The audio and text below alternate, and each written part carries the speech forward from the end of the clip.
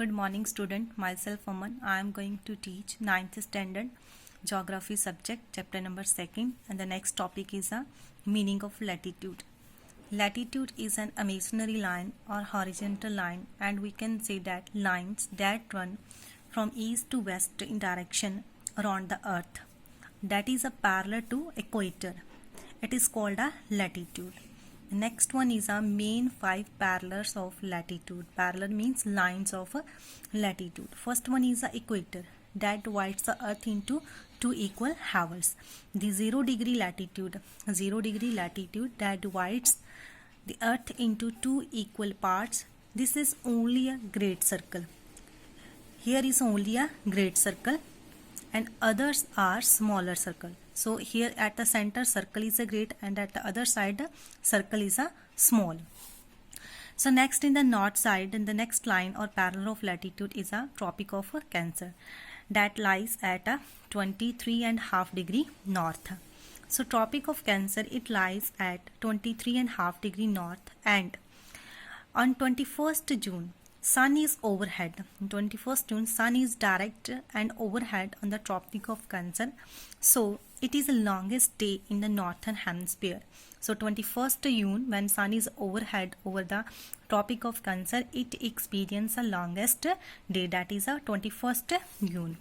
The next one is a Tropic of Capricorn in the southern hemisphere. Tropic of Capricorn in the south side, it lies at 23.5 degree 23.5 degree south hemisphere. So on 22nd December sun is overhead on at this latitude. So it experienced longest day on 22nd December. So on 22nd December sun is direct and overhead on the Tropic of Capricorn. So it experienced our longest day in the southern hemisphere. Next line of latitude or parallel of latitude is a Arctic Circle. It lies in the northern side at a 66.5 degree north side.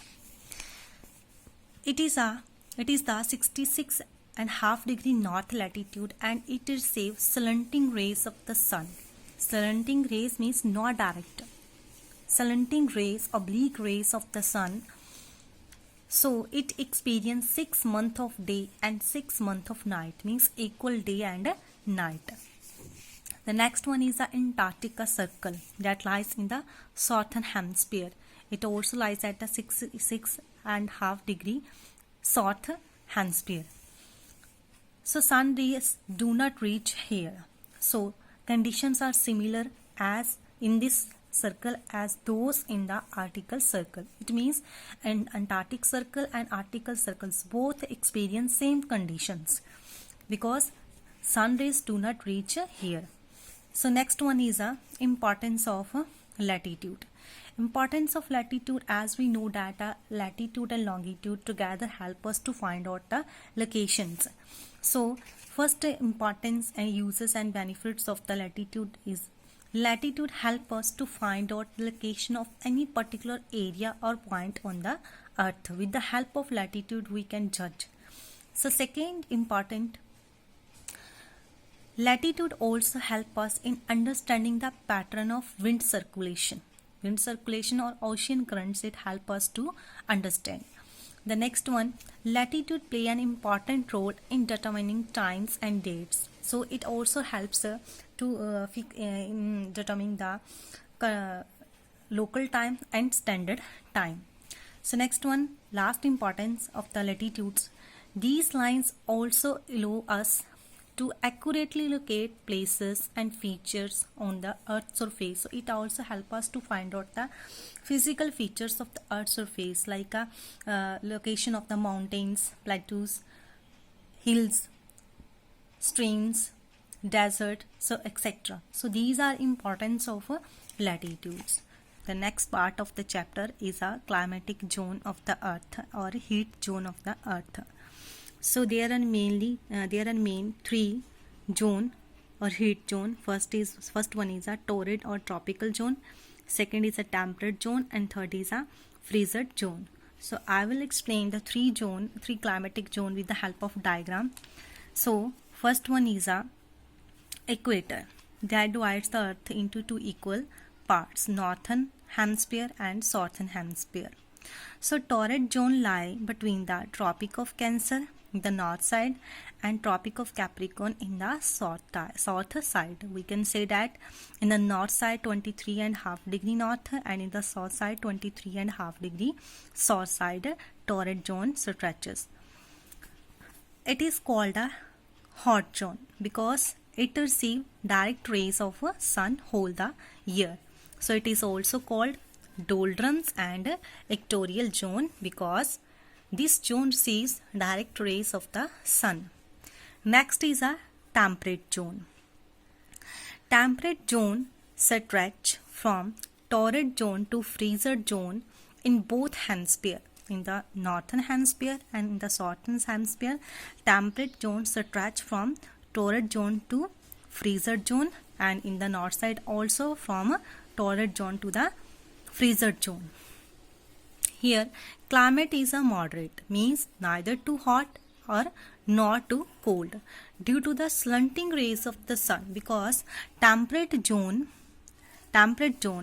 receive slanting rays, oblique rays of the sun. So here climate is a moderate, neither too hot nor too cold. Last zone is a freezer zone. This zone or this region between the Arctic Circle to the North Pole and Antarctic Circle to the South Pole. Freezer zone lies in the Arctic Circle and in the Antarctic Circle. So that is a very cold. Both side freezer zone is a very cold and main frozen for the major part of the year because sun rays do not reach here, do not reach the Antarctic Circle and Arctic Circle. So freezer zone is a very cold zone. So these are main three climatic zone of the world. The next topic of chapter 2 is a Greenwich Mean Time. What is a Greenwich Mean Time? So Greenwich Mean Time is the noon time. It's the noon time, or also known as a international time. 0 degree longitude that passes at Greenwich Village near the London. It is called a prime meridian. 0 degree longitude passes through at Greenwich Village near London is called prime meridian, and its time when 0 degree here will be a noon time, means 12 o'clock, or its time is taken as a standard time of England. And in 1884 it was decided by international agreement that to adopt a 0 degree or prime meridian time as the local time 0 degree worldwide by all the countries and international airlines. It means in the international agreement it was decided that when in the London when will be 12 o'clock and when will be a noon time, then in the west side the countries will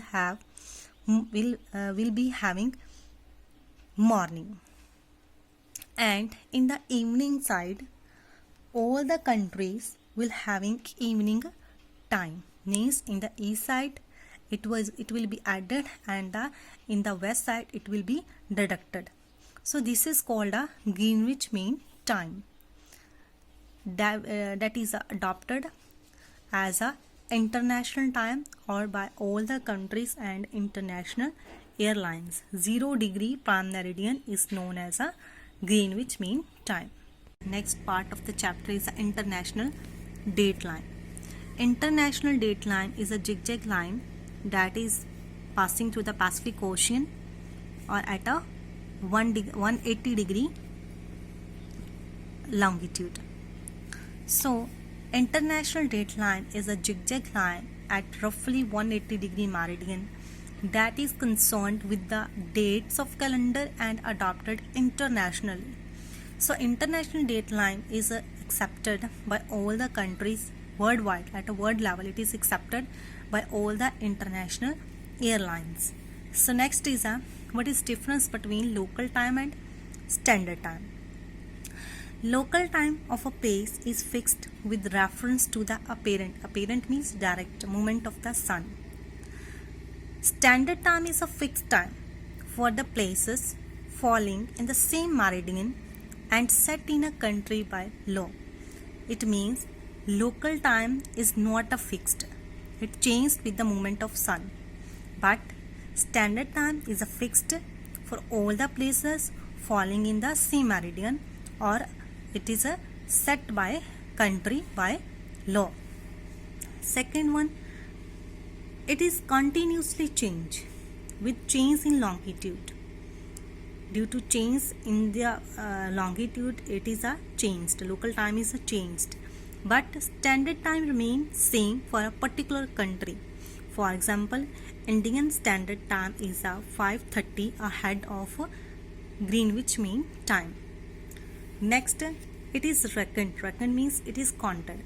It is reckoned by shadow cast by the sun, but it is reckoned by the time zones, by the different time zones that is followed at the world level. Through it is a reckoned and counted. So that is the difference between local time and standard time. So thanks and have a nice day.